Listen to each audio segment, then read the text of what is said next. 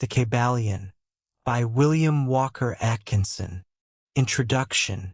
We derive profound gratification in submitting to the students and aspirants of the arcane doctrines this humble treatise, grounded upon the archaic Hermetic teachings.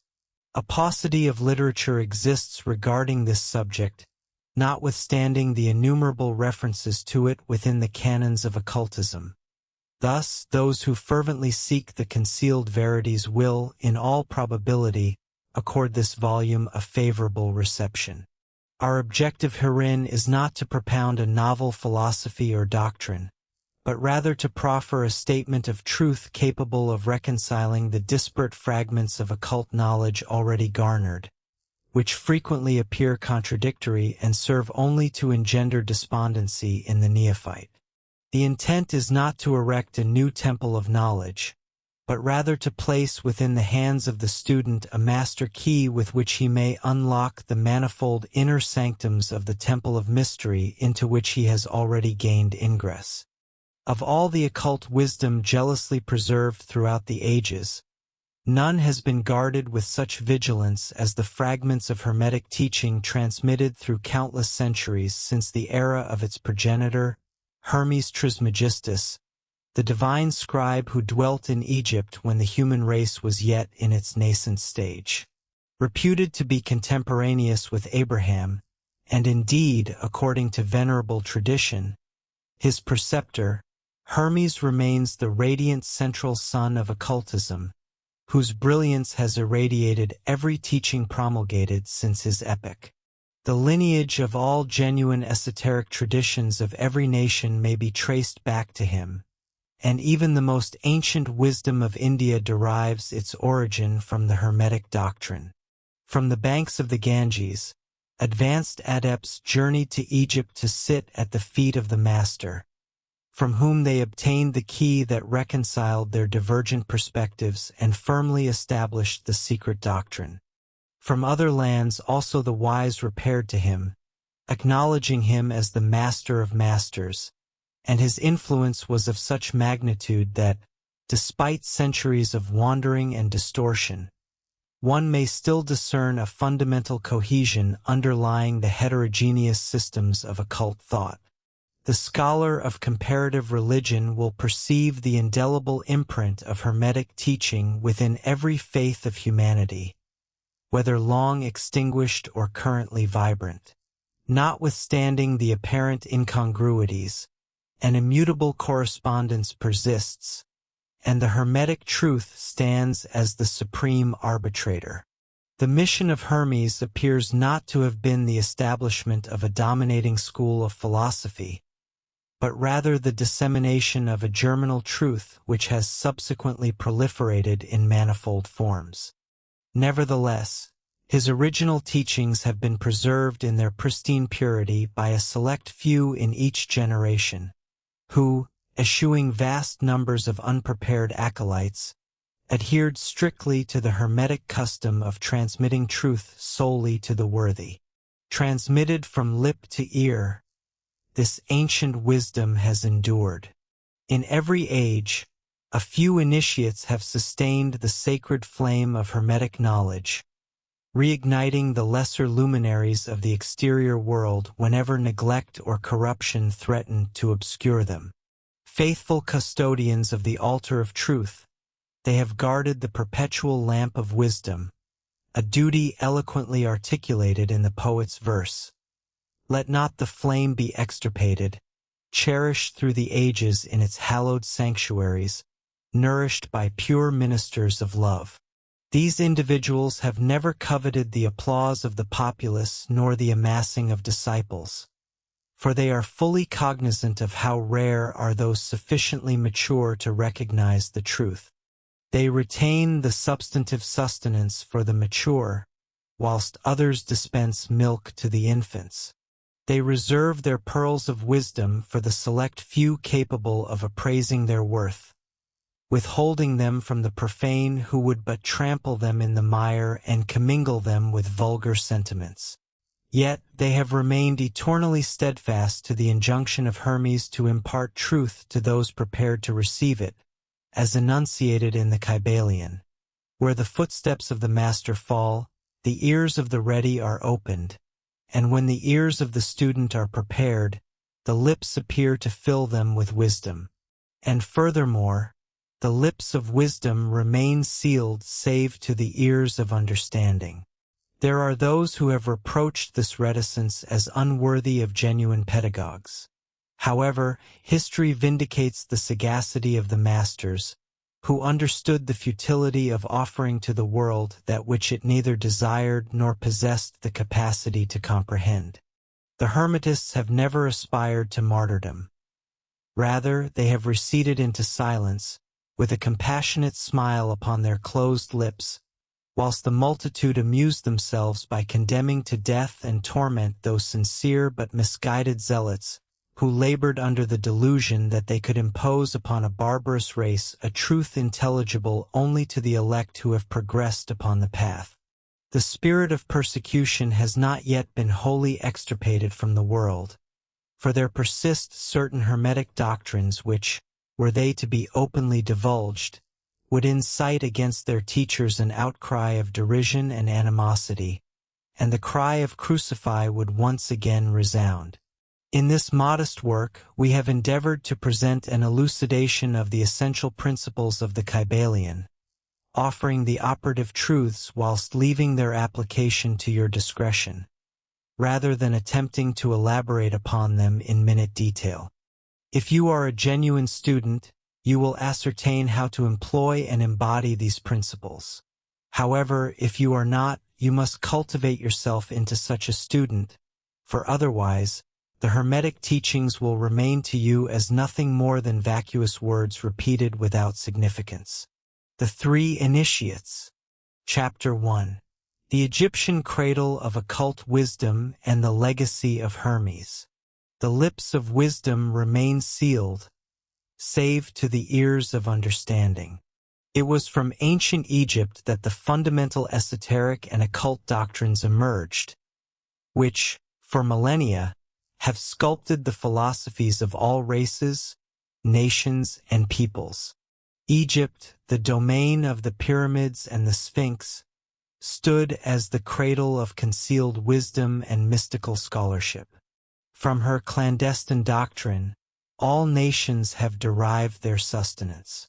India, Persia, Chaldea, Media, China, Japan, Assyria, Greece, Rome, and myriad other ancient territories partook liberally of the banquet of knowledge presented by the hierophants and masters of the land of Isis to those qualified to accept the trove of mystic and occult lore accumulated by the paramount intellects of that era. In Egypt resided adepts and masters whose caliber has never been surpassed and rarely paralleled throughout the centuries ensuing since the epoch of Hermes. There existed the supreme lodge of the mystics, within whose temple gates entered the neophytes who subsequently journeyed forth as hierophants, adepts, and masters, bearing to the four corners of the earth the knowledge they were fervent to share with the deserving. Every scholar of the occult concedes the obligation owed to these masters of that antique land. Among their number was one paramount figure, whom they acclaimed as the Master of Masters. This being, if indeed he was a mere being, dwelt in Egypt during the earliest ages and was identified as Hermes Trismegistus. He was the progenitor of occult wisdom, the founder of astrology, and the discoverer of alchemy. The chronicle of his life has dissipated with the passage of time, although numerous nations laid claim to the honor of his birth millennia ago.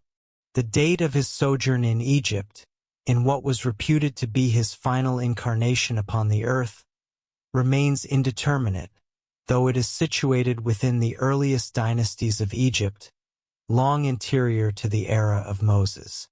The most credible authorities consider him contemporary with Abraham, and certain Jewish traditions even aver that Abraham acquired a portion of his mystical erudition from Hermes himself. Following his departure from this plane of existence, the Egyptians deified him as Thoth, one of their pantheon. Subsequently, the Greeks also exalted him as one of their deities, designating him Hermes, the god of wisdom. The Egyptians venerated his memory for countless centuries, designating him the scribe of the gods and bestowing upon him the title Trismegistus, signifying thrice great, the greatest of the great. Throughout all lands of antiquity, his name was revered, synonymous with the wellspring of wisdom. Even in the present day, the term Hermetic denotes that which is secret and sealed, attributable to the custom of Hermes' adherents who maintained their teachings under rigorous concealment.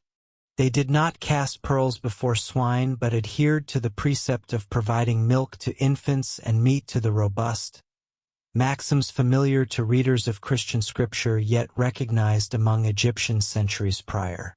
This circumspect method of disseminating truth has perpetually characterized the Hermetic tradition. Hermetic doctrines are discovered in every land and among all religions, yet they are never restricted to any single country or sect. This aligns with the admonition of the ancient instructors not to permit the secret doctrine to ossify into a creed. History demonstrates the prudence of this mandate. The occultism of India and Persia deteriorated and was substantially lost when their instructors became priests, mingling theology with philosophy and burying the verities beneath superstition, cults, and creeds. The identical destiny befell Greece and Rome. The Hermetic teachings of the Gnostics and early Christians were similarly suppressed during the reign of Constantine, whose iron dominion stifled philosophy under the burden of theology, divesting the Church of its true essence and abandoning it to wander for centuries until, as currently in the 20th century, it strives once more toward its ancient mystic faith. Nevertheless, in every era, there existed faithful souls who safeguarded the flame, preserving it from extinction. By virtue of their steadfast hearts and fearless intellects, the truth continues to survive. It is not to be located in books in any profusion but has been transmitted from master to student, from initiate to hierophant, from lip to ear. When it was committed to script, its significance was obscured beneath the nomenclature of alchemy and astrology, such that only those possessing the key might discern it correctly. This obfuscation was requisite to evade the persecution of the theologians of the Middle Ages, who endeavored to annihilate the secret doctrine with fire, sword, gallows, and cross.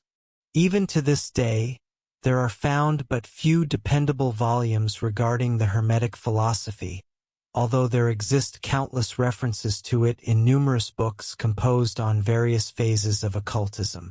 And yet, the Hermetic philosophy constitutes the sole master key which will unlock all the portals of the occult teachings.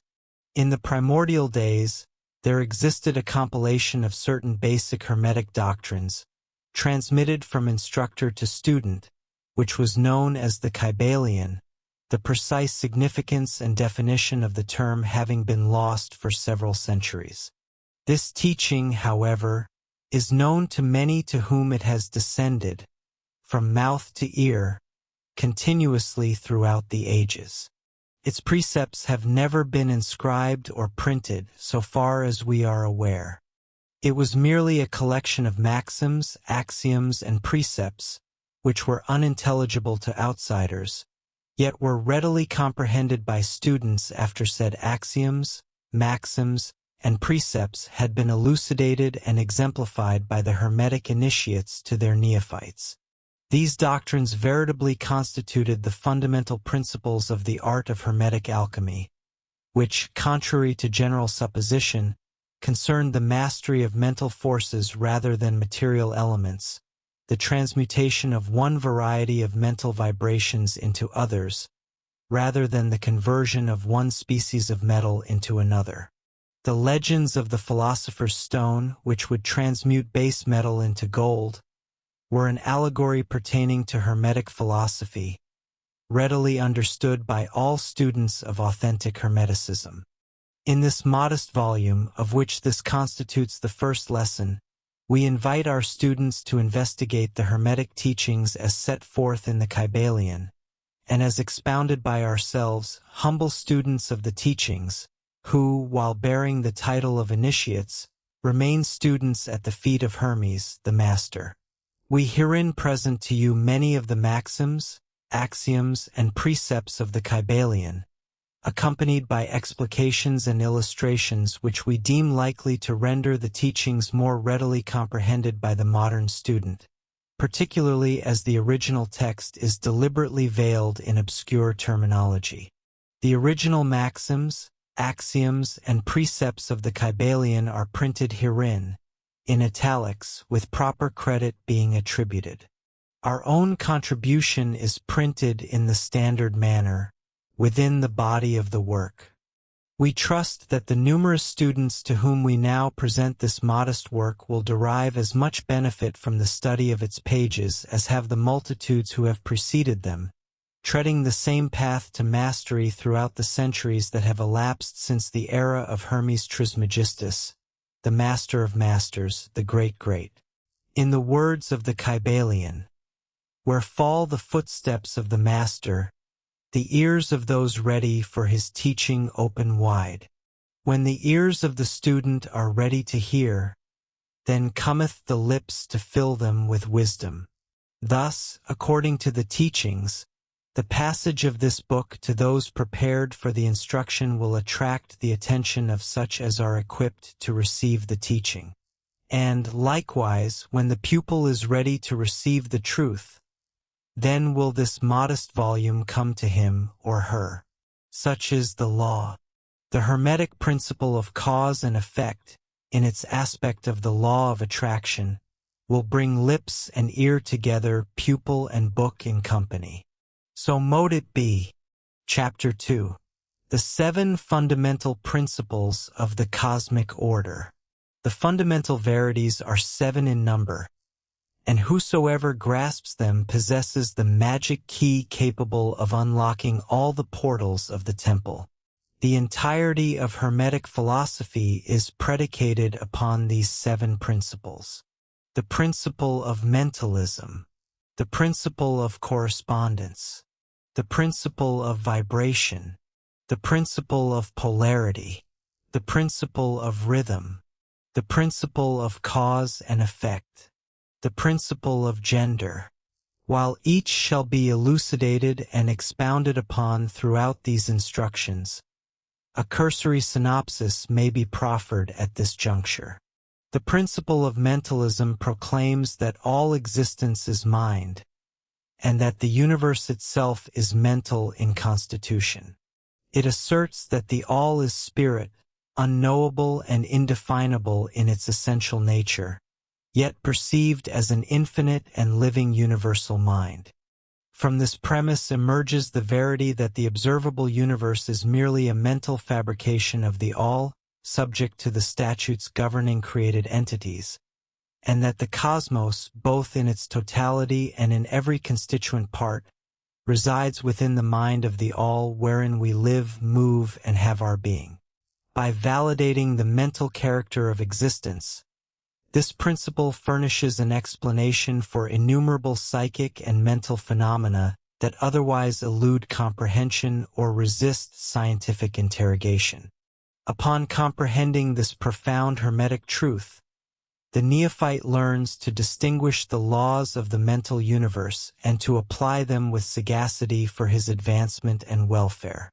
Thus, he employs the great mental laws consciously rather than fortuitously, and, holding the master key, he unlocks the sanctums of inner knowledge. This principle unveils the authentic nature of energy, power, and matter, elucidating why they remain subordinate to the supremacy of mind.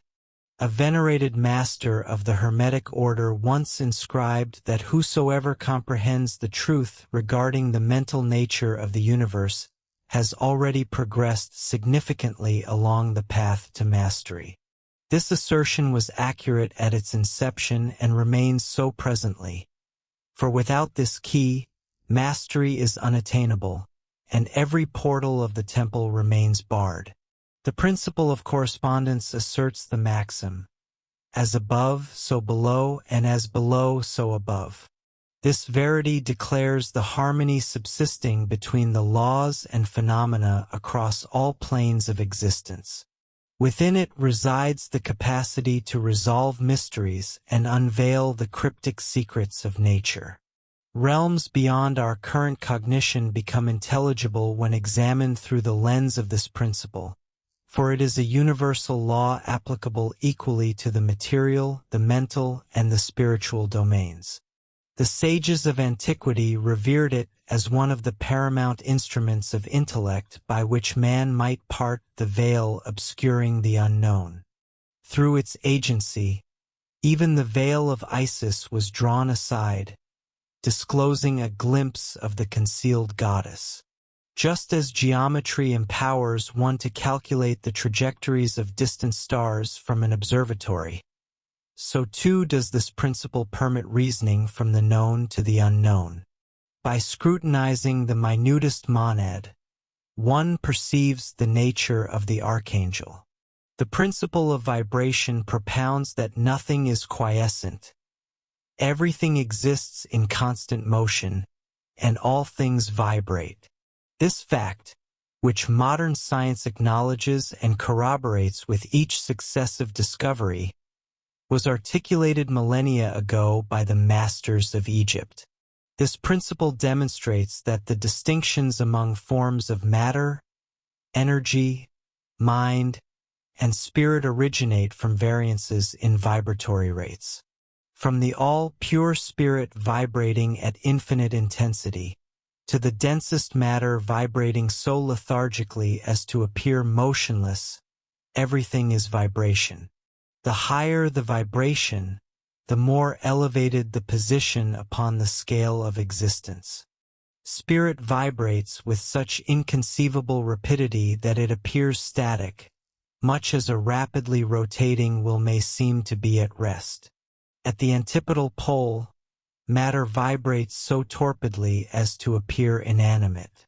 Between these extremes lie innumerable gradations, ranging from the movements of corpuscles and electrons, atoms and molecules, to the revolutions of worlds and planetary systems.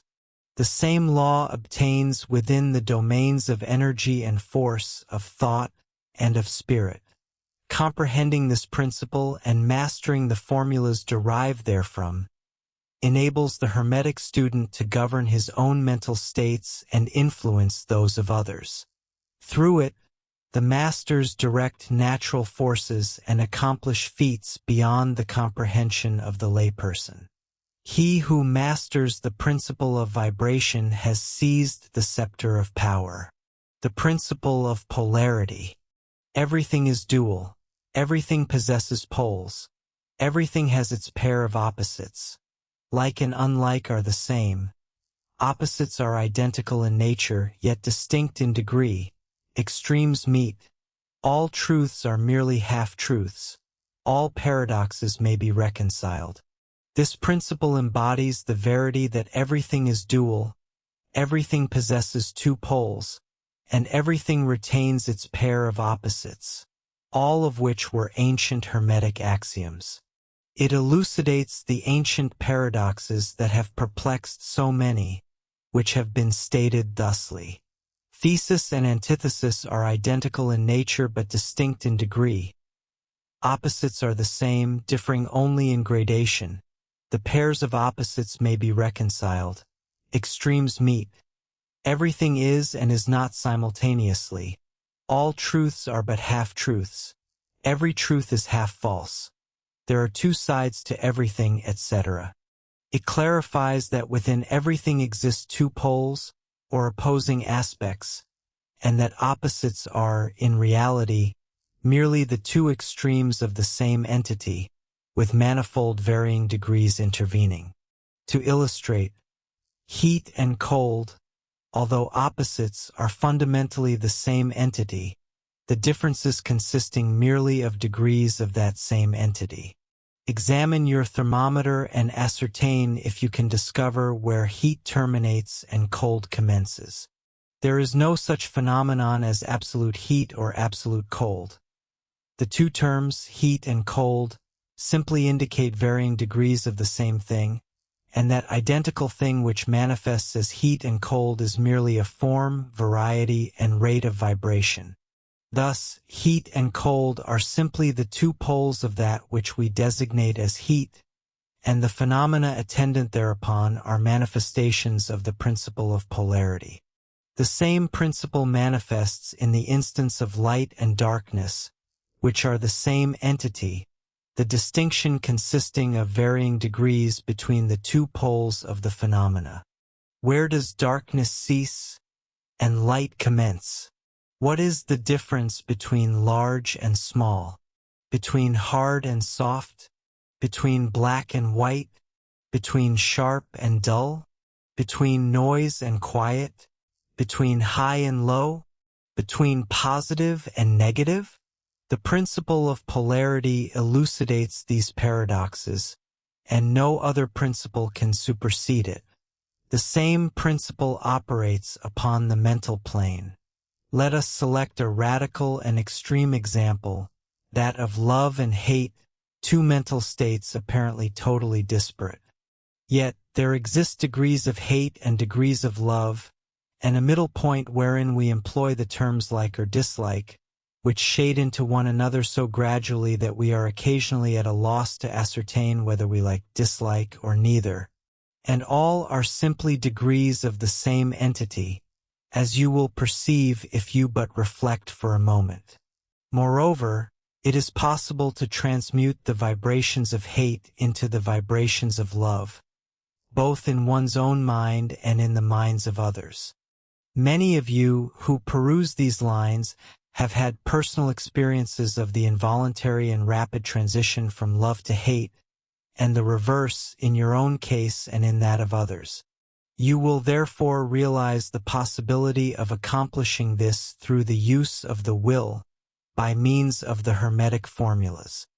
Good and evil are but the poles of the same entity, and the Hermetist comprehends the art of transmuting evil into good, by means of an application of the principle of polarity. In summary, the art of polarization becomes a phase of mental alchemy known and practiced by the ancient and modern Hermetic masters. An understanding of this principle will enable one to alter his own polarity, as well as that of others, provided he devotes the time and study necessary to master the art. The principle of rhythm. Everything flows outward and inward. Everything possesses its tides. All things ascend and descend. The oscillation of the pendulum manifests in all things. The magnitude of the oscillation to the right corresponds precisely to that of the left. Rhythm effectuates compensation. This principle encapsulates the veracity that within all existence, there is a measured motion, an oscillation to and fro, an efflux and influx, a backward and forward swaying, a pendulum-like movement, a tidal ebb and flow, a high tide and a low tide, occurring between the two poles established in accordance with the principle of polarity previously delineated. There is perpetually an action and a reaction, an advance and a retreat, an elevation and a subsidence. This prevails in the affairs of the universe, suns, worlds, mankind, animals, mind, energy, and matter. This law is evident in the creation and destruction of worlds, in the ascent and decline of nations, in the life cycles of all entities, and ultimately in the mental states of man. The Hermetists have apprehended this principle, ascertaining its universal application, and have furthermore discovered specific means to surmount its effects within themselves through the employment of appropriate formulas and methods. They apply the mental law of neutralization. They cannot abrogate the principle, nor compel it to cease its operation. However, they have learned to evade its effects upon themselves to a certain degree, contingent upon their mastery of the principle. They have acquired the knowledge of how to utilize it, rather than being utilized by it. In this and analogous methods resides the art of the Hermetists. The master of Hermetics polarizes himself at the point where he desires to remain, and subsequently neutralizes the rhythmic oscillation of the pendulum which would otherwise tend to carry him to the opposing pole. All individuals who have attained any measure of self-mastery perform this to a certain extent, more or less unconsciously. Yet the master executes this consciously, and by the exercise of his will, attains a degree of poise and mental firmness almost incredible to the masses who are swung backward and forward like a pendulum. This principle and that of polarity have been closely scrutinized by the Hermetists, and the methods of counteracting, neutralizing, and utilizing them constitute a significant portion of Hermetic mental alchemy. The principle of cause and effect. Every cause possesses its effect. Every effect possesses its cause. Everything occurs in accordance with law. Chance is merely a designation for law unrecognized. There exist many planes of causation, yet nothing eludes the law. This principle embodies the fact that there exists a cause for every effect, and an effect from every cause. It elucidates that everything occurs according to law, that nothing ever merely transpires, that there is no such entity as chance, and that while there are various planes of cause and effect, the higher dominating the lower planes, still nothing ever entirely escapes the law. The Hermetists comprehend the art and methods of transcending the ordinary plane of cause and effect to a certain degree, and by mentally ascending to a higher plane, they become causers rather than effects. The masses of humanity are carried along, obedient to environment, to the wills and desires of others stronger than themselves, to heredity, suggestion, and other exterior causes, moving them about like pawns on the chessboard of life. However, the masters, rising to the superior plane, dominate their moods, characters, qualities, and powers, as well as the environment surrounding them, and become movers rather than pawns. They assist in playing the game of life, rather than being played and maneuvered by other wills and environments. They utilize the principle rather than serving as its instruments. The masters obey the causation of the higher planes, but they assist in ruling on their own plane. Within this statement is condensed a wealth of Hermetic knowledge. Let him read who is able. The principle of gender. Gender exists in everything. Everything possesses its masculine and feminine principles. Gender manifests on all planes. This principle embodies the truth that there is gender manifested in everything, the masculine and feminine principles being ever at work. This holds true not only of the physical plane but of the mental and even the spiritual planes. On the physical plane, the principle manifests as sex. On the higher planes, it assumes higher forms, yet the principle remains ever the same. No creation, physical, mental, or spiritual, is possible without this principle. An understanding of its laws will illuminate many a subject that has perplexed the minds of men. The principle of gender operates ever in the direction of generation, regeneration, and creation. Everything and every person contains the two elements or principles or this great principle within it, him or her. Every male entity possesses the female element also. Every female contains also the male principle. If one would comprehend the philosophy of mental and spiritual creation, generation, and regeneration, one must understand and study this Hermetic principle. It contains the solution to many mysteries of life. We caution you that this principle bears no reference to the many base, pernicious, and degrading lustful theories, teachings, and practices, which are promulgated under fanciful titles, and which constitute a prostitution of the great natural principle of gender. Such base revivals of the ancient infamous forms of phallicism tend to ruin mind, body, and soul, and the Hermetic philosophy has ever sounded the warning note against these degraded teachings which tend toward lust, licentiousness, and the perversion of nature's principles. If you seek such teachings, you must proceed elsewhere for them. Hermeticism contains nothing for you along these lines. To the pure, all things are pure. To the base, all things are base. Chapter 3. The Hermetic Art of Mental Transmutation and Chemistry.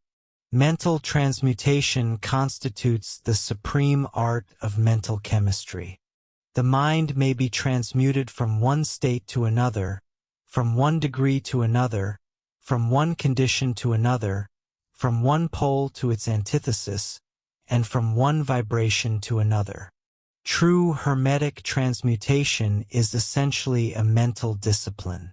The Hermetists were the primordial practitioners of alchemy, astrology, and psychology, with Hermes being revered as the founder of these sciences.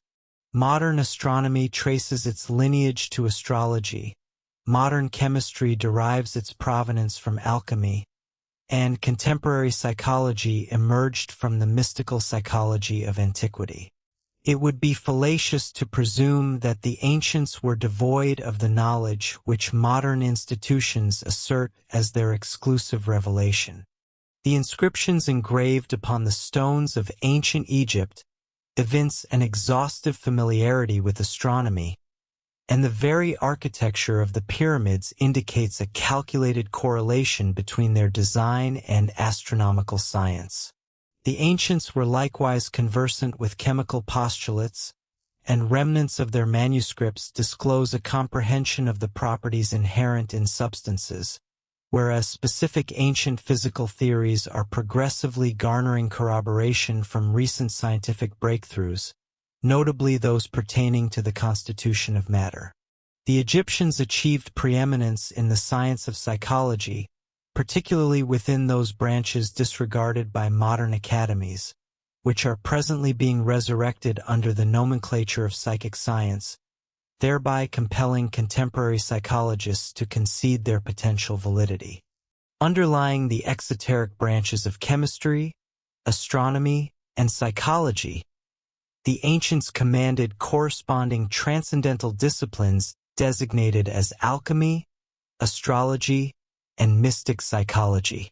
They retained both the esoteric and exoteric knowledge, whereas modern scientists typically possess merely the latter. Among the arcane arts conserved by the Hermetists was mental transmutation, the topic of the present discourse. Traditionally, transmutation designates the ancient practice of converting base metals into gold, and to transmute signifies to modify one nature, form, or substance into another, to transform. Consequently, mental transmutation signifies the practice of altering and transforming mental states, forms, and conditions into alternative ones, and may be characterized as the art of mental chemistry or as a pragmatic application of mystic psychology. This discipline extends far beyond its superficial manifestations. If the first of the 7 Hermetic principles, the principle of mentalism, posits that the all is mind and that the universe is mental, then mental transmutation must essentially constitute the art of modifying universal conditions in relation to matter, force, and mind. Thus, mental transmutation represents the magic long debated by ancient authors, notwithstanding their provision of scant practical instruction. If all existence is mental, then the capacity to transmute mental conditions must confer upon the adept dominion over material conditions as well as mental ones. Historically, only advanced mental alchemists have attained the requisite power to govern gross physical conditions, such as commanding the elements of nature, generating or arresting tempests, and inciting or averting earthquakes and other major physical phenomena. The existence of such figures, and of present-day adepts, remains a firmly held conviction among advanced occultists of diverse traditions. The most reputable instructors assure their disciples of the reality of the masters and their capabilities, grounded upon experiences that substantiate such beliefs and assertions. These masters do not engage in public exhibitions of their powers. Rather, they seek seclusion from the multitudes of men to more effectively navigate their way along the path of attainment. We allude to their existence at this juncture merely to draw your attention to the fact that their power is entirely mental, operating along the vectors of the higher mental transmutation, under the Hermetic principle of mentalism. The universe is mental, yet students and Hermetists of a degree lesser than masters, namely the initiates and teachers, are capable of working freely along the mental plane within the realm of mental transmutation. Indeed, all that we designate as psychic phenomena, mental influence, mental science, new thought phenomena, etc., operates along identical general lines, for there exists but one principle involved, regardless of the appellation assigned to the phenomena. The student and practitioner of mental transmutation labors upon the mental plane, transmuting mental conditions, states, etc., into others, in accordance with various formulas of varying efficacy. The diverse treatments, affirmations, denials, etc., utilized by schools of mental science are merely formulas, often quite imperfect and unscientific, of the Hermetic art. The majority of modern practitioners remain relatively unenlightened compared to the ancient masters, for they lack the fundamental knowledge upon which the work is predicated. Not only may the mental states, etc., of oneself be altered or transmuted by Hermetic methods, but the states of others may also be, and are, constantly transmuted in the same manner, typically unconsciously, yet often consciously by those comprehending the laws and principles, in instances where the individuals affected are uninformed regarding the principles of self-protection. Furthermore, as many students and practitioners of modern mental science are aware, every material condition dependent upon the minds of others may be changed or transmuted in accordance with the earnest desire, will, and treatments of the person desiring altered conditions of life. The public is currently so generally informed regarding these matters that we do not deem it necessary to expound upon them at length, our objective at this juncture being merely to elucidate the Hermetic principle and art underlying all these various forms of practice, both benevolent and malevolent, for the force may be utilized in opposing directions according to the Hermetic principles of polarity.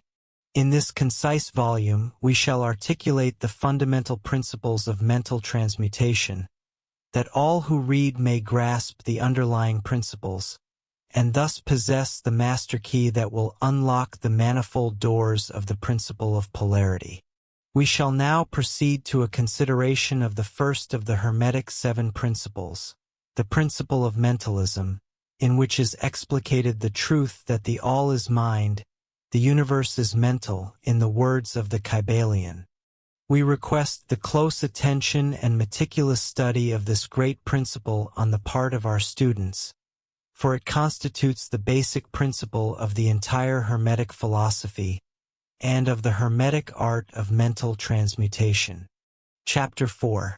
The All as the Infinite and Eternal Living Mind. Beneath and transcending the universe of time, space, and mutation, there abides a substantial reality, the fundamental truth that supports all external manifestations. The term substance indicates that which constitutes the foundation of appearance. The essence and the entity in esse substantial implies actual existence, the intrinsic element, and that which is authentic. Reality designates the condition of being veracious, enduring, fixed, permanent, and actualized. Beneath every manifestation, there must inherently reside a substantial reality, and this constitutes the law. In surveying the universe of which he forms a component, man discerns only flux regarding matter, force, and mental states. He observes that nothing truly exists in a static condition, but rather that everything is in a perpetual state of becoming and alteration. Nothing remains stationary. All things are generated, mature, and deteriorate. The instant an object reaches its zenith, it commences its descent, for the law of rhythm operates incessantly. There exists no durability in external forms. All entities evolve from and resolve into other forms through constant action and reaction, influx and efflux, construction and destruction, genesis, maturation, and demise. Upon reflection, the intellectual concludes that these mutable phenomena must serve as the expressions of some underlying power, some substantial reality. Indeed, philosophers across every era and nation have deemed it necessary to postulate such a reality. Diverse appellations have been assigned to this principle. Some have designated it deity, others the infinite and eternal energy, while some have defined it as matter. Yet all have conceded its existence, which is self-evident and requires no substantiation. Adhering to the precedents set by the preeminent thinkers of antiquity and modernity, the Hermetic masters identify this underlying power by the comprehensive title the All, a nomenclature utilized to denote that which transcends conventional names and concepts. The Hermetic perspective, corroborated by illumined souls who have ascended to superior planes, asserts that the interior nature of the All is unknowable, for nothing contained within the All can fully comprehend its own existence.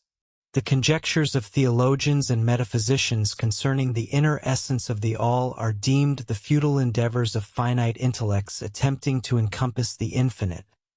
Such interrogations lead one in circular paths through the labyrinth of thought until rational agency and conduct are relinquished, rendering the inquirer a captive of purposeless motion.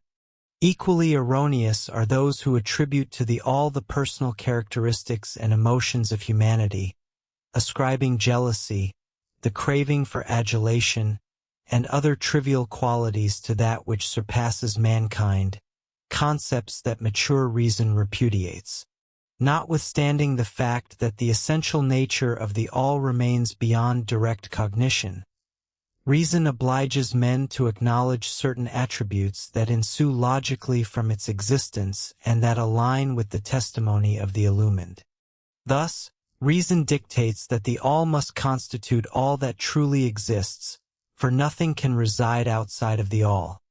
It must be infinite in time and consequently eternal, having existed perpetually and being incapable of creation or annihilation, inasmuch as something cannot emerge from nothing. It must be infinite in space and therefore omnipresent, unbroken, and continuous, for there exists no exterior wherein it might suffer interruption.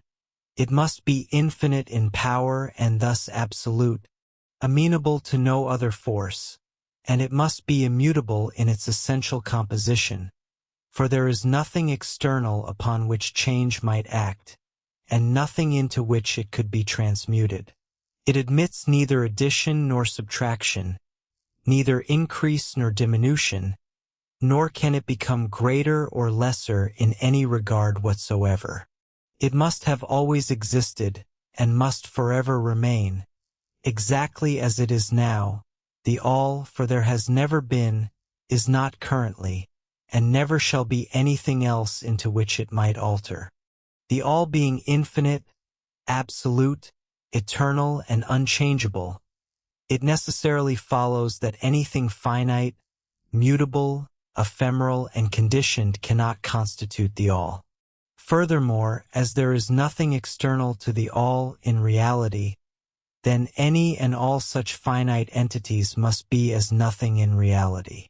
Now, do not become obscured nor apprehensive. We are not attempting to guide you into the domain of Christian Science under the guise of Hermetic philosophy. There exists a reconciliation of this ostensibly contradictory state of affairs. Exercise patience. We shall arrive at it in due course.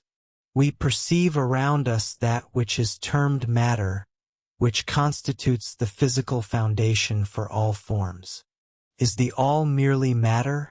Assuredly not.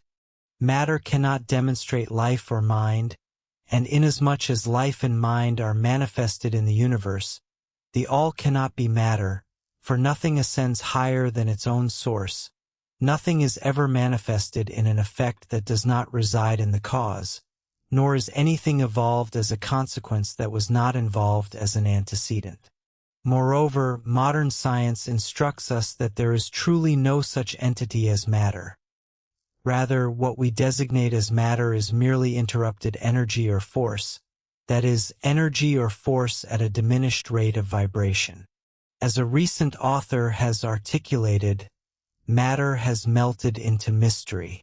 Even material science has forsaken the theory of matter and now rests upon the foundation of energy. Is the all, then, mere energy or force? Not energy or force as the materialists employ the terms, for their energy and force are blind, mechanical agents devoid of life or mind.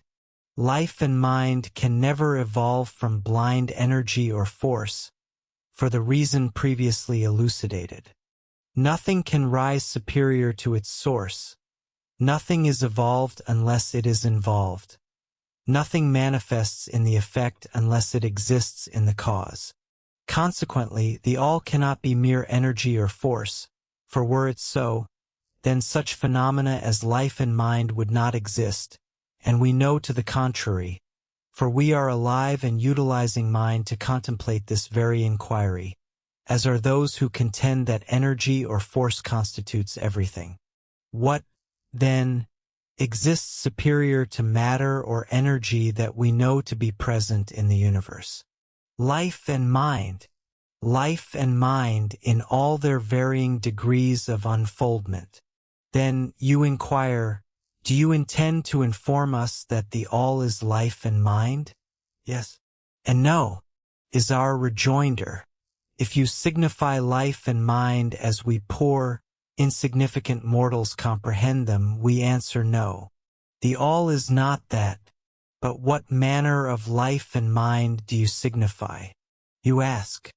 The response is living mind, as far transcending that which mortals recognize by those terms as life and mind are superior to mechanical forces or matter, infinite living mind as compared to finite life and mind. We signify that which the illumined souls intend when they reverently articulate the word Spirit. The all is infinite living mind. The illumined designate its spirit. Chapter 5. The mental creation of universes within the divine matrix. The universe is mental in nature, ensconced within the mind of the all. The all consists of spirit. Yet what constitutes spirit? This inquiry cannot be definitively resolved, for spirit, in its essence, corresponds to the all, which remains undefinable and inexplicable. Spirit is a designation employed by mankind to denote the supreme conception of infinite living mind, the real essence, transcending ordinary life and mind to a degree commensurate with how these surpass mechanical energy and matter. Spirit transcends human comprehension. Thus, the nomenclature is utilized solely to facilitate cognition and discourse concerning the all. For the objective of comprehension, one may regard spirit as infinite living mind, while simultaneously acknowledging its ultimate unknowability. Were it otherwise, contemplation of the subject would prove impossible. Let us now contemplate the universe, regarding it both in its totality and its constituent parts. What defines the universe? Since nothing exists external to the all, is the universe synonymous with the all? No, for the universe manifests as multiplicity, remains in perpetual flux, and fails to align with the immutable qualities attributed to the all. If the universe is not the all, it would appear to be nothingness. Yet, the existence of the universe is undeniable. If it is neither the all nor a void, what, then, might it be? Any apparent existence of the universe must emanate from the all, for generation ex nihilo is impossible. Some have posited that the all created the universe from its own substance, yet this hypothesis is untenable, for the all cannot be partitioned or diminished, nor could every particle of the universe retain the consciousness of being the all. Similarly, the all cannot transform into a mere atom, a force, or a lowly biological entity. Some have erroneously deduced that they are identical to the all, proclaiming "I am God," to the amusement of the multitude and the lament of the wise. However, what constitutes the universe if it is neither the all nor a product of fragmentation? To address this, the principle of correspondence offers illumination. The ancient Hermetic axiom, "as above, so below," permits us to deduce the operations of higher planes by observing our own. In what manner does man create upon his plane? Initially, he may fashion an object from external materials. However, no materials exist external to the all. Secondly, he may reproduce through procreation, transferring a portion of his substance to offspring. Yet the all cannot subtract from or divide itself nor reproduce, for such processes would imply diminution or accretion, which are impossibilities. Does a third method exist? Indeed, man creates mentally, utilizing no external substance and without reproducing his physical form, yet his spirit pervades the mental creation. By the principle of correspondence, the all must create the universe mentally, analogous to the manner in which man creates mental imagery. This reasoning aligns precisely with the accounts of the illumined, as preserved in their teachings. The all cannot create otherwise than mentally, absent material or reproduction. Just as a finite mind may mentally construct a universe, so too does the all generate universes within its infinite mind. These creations are similar in nature, though they differ infinitely in degree. We shall subsequently examine the process of creation and manifestation.